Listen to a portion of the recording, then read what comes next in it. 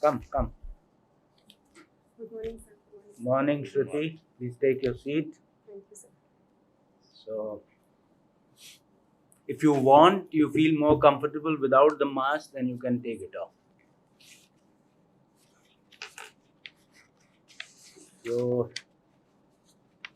Shruti, your father is an architect. Yes, sir. You have no interest in architecture?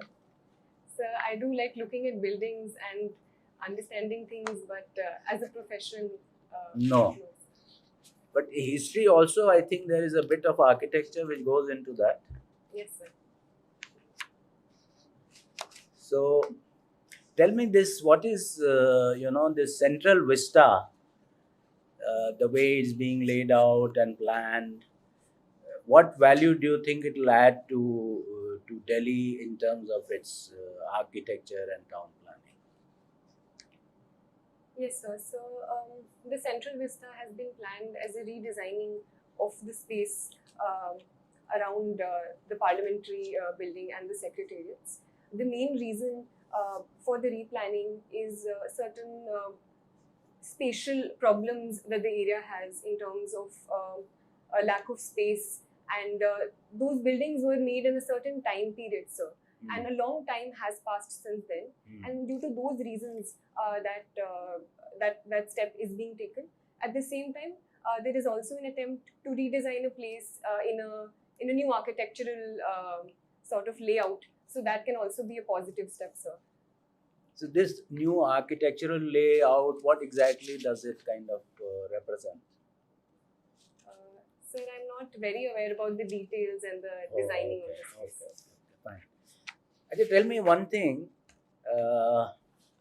This global gender gap, there is a report which is brought out by some agency. Which agency brings it out? Sir, the World Economic Forum. So what is it? Is it an intergovernmental body? Is it? So, it is an international body. I'm not aware if it is a intergovernmental body per se or. So what do you mean by international body? So I think it has international countries as well as other organizations as members that may not be necessarily state actors. But are some governments also members? Sir, I'm not aware about the compositions. Okay, so what is you are aware of their latest report and India's ranking in it? Sir, I don't remember the exact ranking. Okay, so but it has come down by some 28 positions, isn't it? Yes. What does it show? So, since independence, I believe, sir, the position of women has continuously increased and has become better in certain ways, I do believe, sir. At the same time, certain gaps do exist in the economic, social, as well as educational realm and in political representation, which is shown through the gender gap, sir.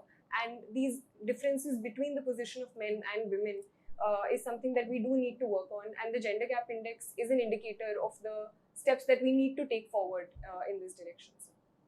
How do you see that it is an indicator of the steps that we need to take? Can you just tell us how exactly is this arrived at? What is the basis of this indexing? Sir, in terms of the methodology used in the index, I'm not aware about the specific indicators, but I do think that the very index and the fact that we have gone down 28 steps is a point where we should come in and try to increase representation of women, say in the parliament from the current 14% to more. The gender gap index also in terms of income is around 27% according to the IMF in terms of wage gap between men and women. So these are certain areas where certain steps definitely can be taken. So the very idea that we have gone down 28 steps should be a clarion call for us to do more. So. No, this is a good point which you are making. Of course, one can also wonder that how accurate is this index if in 1 year it falls, a country like India is a big country, falls 28 position. It shows certain weakness probably in the index itself. And we see very often that we don't agree with the way the indices are built. But are you aware broadly what are the four factors which they take into account? Um, Sir, I You haven't actually read mentioned a couple of them. Yes. It's about access to resources, and I think political empowerment is one, and economic space in economic activity is another. But there are, okay, forget about what they do. If you have to measure, what else would you take into account? Um, So apart from economic indicators and wage gap, apart from political representation, I think educational status is Good. one that needs to be taken into account. Good. Um, Social position, although it's hard to quantify that in terms of an index and a numerical number, is certainly one thing that needs to be taken into account, and the presence of women in the public space. So, Okay. the visibility of women in the public space. Now, isn't the political representation in some way capturing this?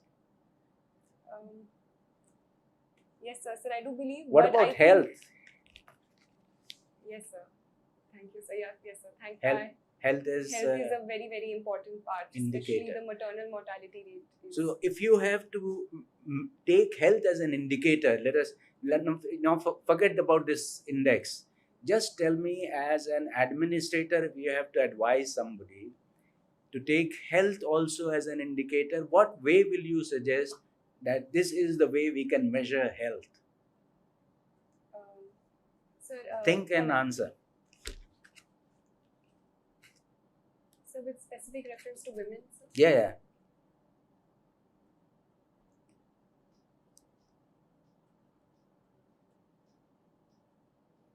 So, starting from the entire lifeline of a woman, so right from the early age, I believe rates of female feticide are one. Secondly, the malnutrition rates among women, girl children and male children. The differences between that can be an indicator. Malnutrition rates are known to be greater among girl children because of the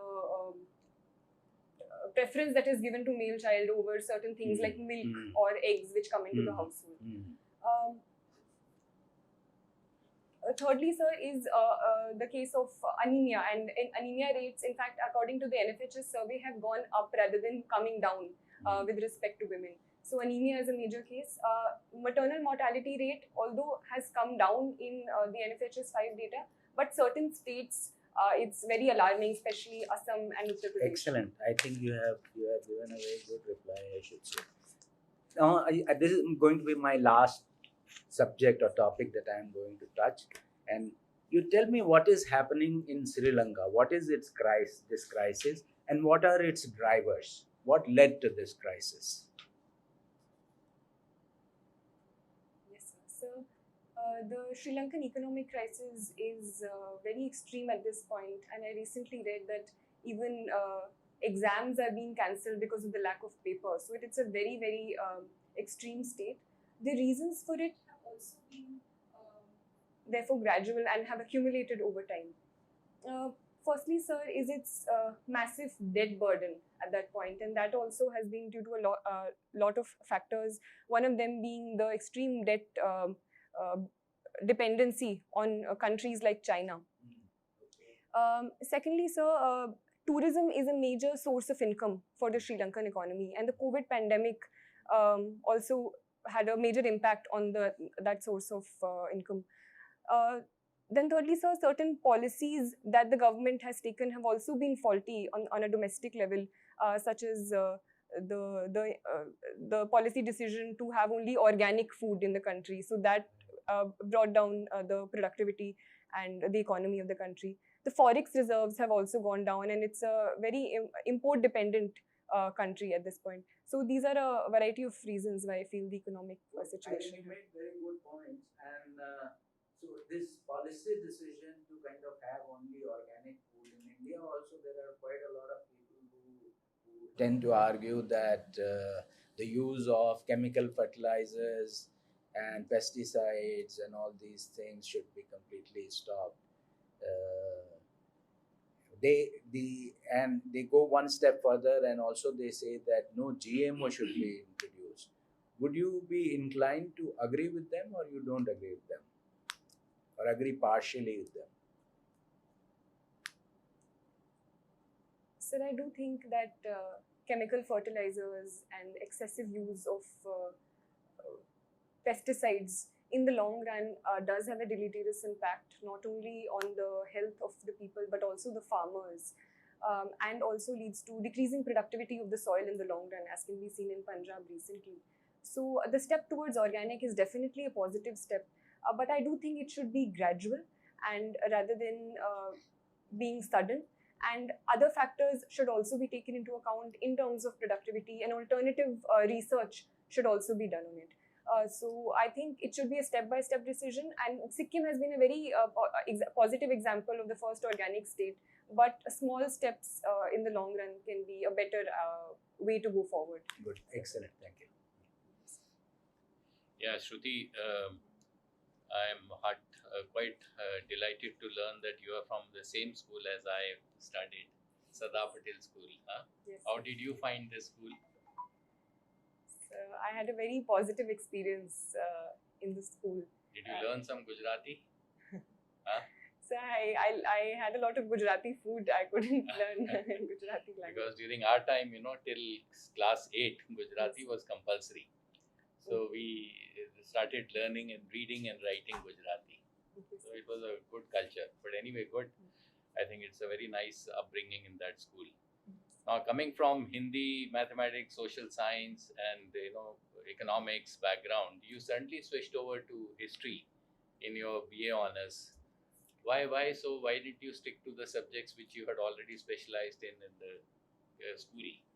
So in my 11th and 12th, I took humanities as my specialization. So I did study history in my 11th and 12th. And it was during those years, 11th and 12th specifically, that my interest in history grew due to my teachers and due to my love for the subject, which made me take it forward in my graduations. I see that in the choice of preferences you have chosen IAS as number one preference. Can I know the reason why IAS? Why not IPS? Why not IFS? There are other services also very good. And you must have seen the recent article by Dr. Subbarao. I don't know whether you have gone across, which says that IAS has failed the nation. It's a much talked about article which has come only last week. It was headline, which our Governor RBI, the ex-Governor RBI had written that IAS has failed the nation. What are your views on the IAS? So firstly, I have not gone through that particular article, but sir, I do think that every institution can have certain procedural problems and certain hurdles that it comes across. But at the same time,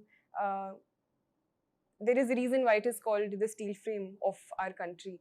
And personally, sir, the reason why I wanted to pursue the administrative services specifically as my first choice was there are a variety of reasons. The first being that I always wanted to be part of something where I could directly serve the people in some capacity, sir. Secondly, sir, the diversity that this job offers, and on a personal level, the experience and the vast source of learning that this diversity can lead to into my personal growth was a factor that made me choose the services, sir. You have been born and brought up in Delhi. Can you tell me what are the problems of a common man in Delhi that you must have also experienced? Yes, sir. So Delhi is a wonderful city, but it comes with certain problems as well. The first being that is much talked about is the pollution, which has especially increased in the last 5-6 years. Secondly, sir, is the problem of traffic that we sometimes come across, especially at certain choke points. So that is an issue. Thirdly, sir, I would say, although it has gradually improved due to the continuous conversation about it, is the issue of women's safety. So these are three things that I would like to. So what difference as an IAS officer can you make? Suppose you are posted to Delhi and as district collector, how do you propose to go about it to handle these challenges?